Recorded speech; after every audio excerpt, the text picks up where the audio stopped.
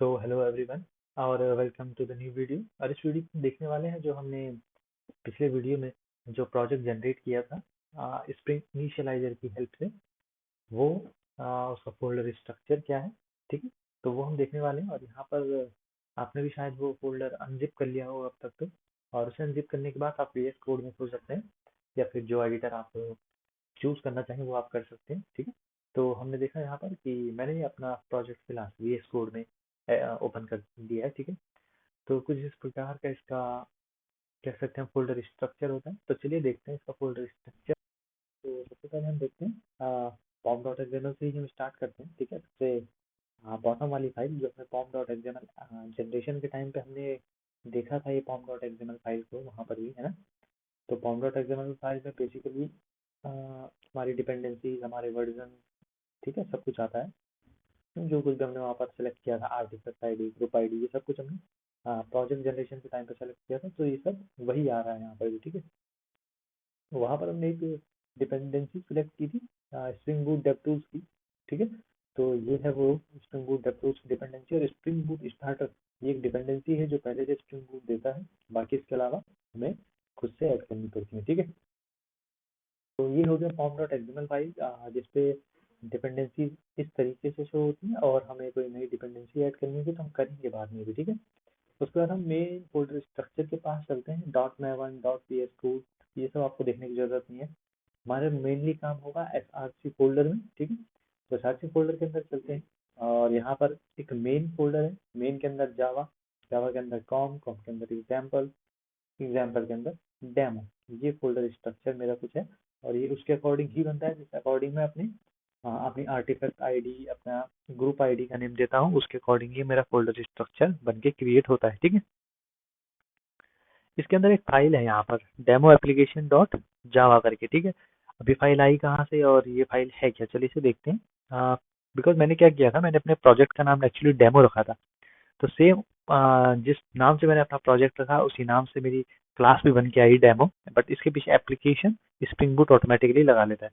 तो मैं जो भी अपने प्रोजेक्ट का नाम दूंगा स्प्रिंग बूट में, उसके पीछे एप्लीकेशन लगा हुआ होगा। और वो हमारी मेन क्लास होगी एक तरीके से, ठीक है। तो ये डेमो एप्लीकेशन अब हमारी मेन क्लास है स्प्रिंग बूट को रन करवाने की, ठीक है। तो ये कुछ इस तरीके से दिखती है नॉर्मल जावा क्लास की तरह। Public class, demo application, public static void main string, ARGS, ये सब आपने जावा में पढ़ा ही होगा मोस्टली चीजें, ठीक है। थोड़ी बहुत चीजें आपको इसमें न्यू दिखेंगी जैसे स्प्रिंग बूट एनोटेशन और जैसे spring boot application dot run, ठीक है। तो ये थोड़ी बहुत चीजें नहीं है। बाकी मोस्टली आपको दिखेगा कि नॉर्मली हम जावा ही कर रहे हैं, ठीक है। तो ये मेन हमारी क्या है, जावा की क्लास है जो एंट्री पॉइंट है स्प्रिंग बूट का, ठीक। अब स्प्रिंग बूट का एंट्री पॉइंट के अलावा हम इसमें कंट्रोलर्स बनाएंगे, सर्विसेज बनाते हैं, रेपोजिटरीज बनाते हैं, मॉडल बनाते हैं। वो सब हम बाद में देखेंगे कि कैसे कैसे हम वर्क करती हैं ये सब चीजें। बट फिलहाल ये समझते हैं कि ये एंट्री पॉइंट कैसे वर्क करता है। चलिए देखते हैं कैसे वर्क करता है। तो डायरेक्टली रन कर लेते हैं इस एंट्री पॉइंट को, ठीक है। रन करके देखते हैं हमें क्या आउटपुट मिलता है। तो यहाँ नीचे टर्मिनल में रन हो रहा है। और ये देखिए, जब हम स्प्रिंग को रन करते हैं, अगर वो सक्सेसफुली रन होता है तो हमेशा एक इस तरीके से स्प्रिंग लिखा हुआ आता है हमारे टर्मिनल में, ठीक है।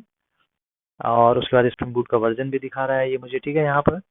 तो इसका मतलब सक्सेसफुली मेरा स्प्रिंग बूट रन हो चुका है। और ठीक है, क्लोज भी हो गया लास्ट में। डेमो एप्लीकेशन इन 2.7 सेकेंड्स इसने प्रोसेसिंग में लिए हैं, ठीक।